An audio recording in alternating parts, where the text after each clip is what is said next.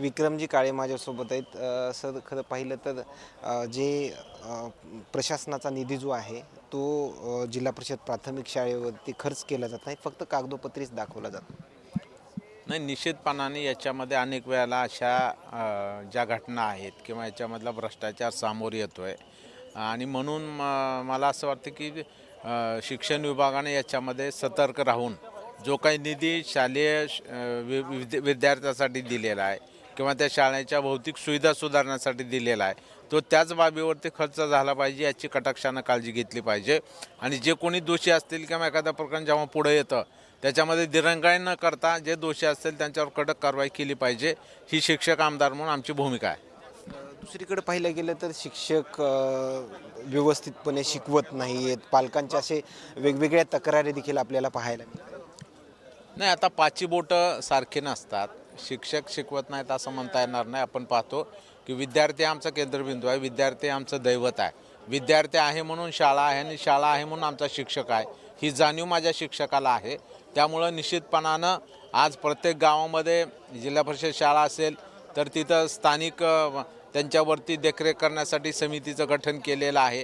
त्या शालेय समितीच्या माध्यमातून गावातले सरपंच असतील किंवा पालक असतील त्याच्यामध्ये असतात आणि ते त्याच्यामध्ये जाऊन विचारपूस करू शकतात. तेवढा त्यांना अधिकार राज्य सरकारने दिलेला आहे.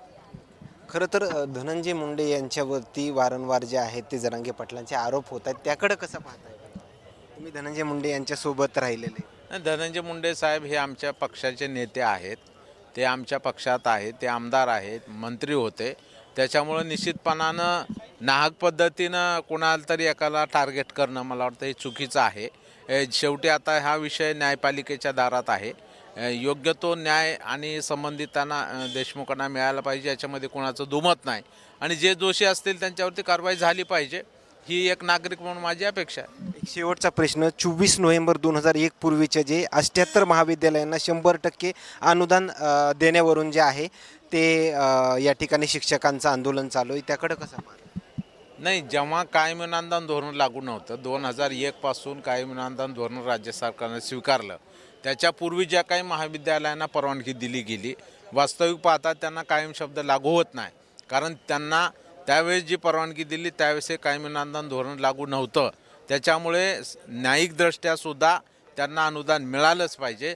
यासाठी या 78 महाविद्यालयाच्या प्रस्ताव अनुदान देण्याच्या बाबतीत राज्य सरकारकडे दाखल झालेला आहे आणि मंत्रिमंडळाच्या पुढे जाऊन तो मान्य व्हावा यासाठी शिक्षक आमदार म्हणून सुद्धा माझा प्रयत्न सुरू आहे. ओके, धन्यवाद. हे होते विक्रमजी काळे आणि हिवाळी अधिवेशनावरून त्यांनी दिलेल्या प्रतिक्रिया. मात्र आणखीन काही नवीन अपडेट्स मिळतील का हेही पाहणं तेवढंच महत्त्वाचं ठरणार आहे. कॅमेरामॅन सोबत सूर्य मीडिया, नागपूर.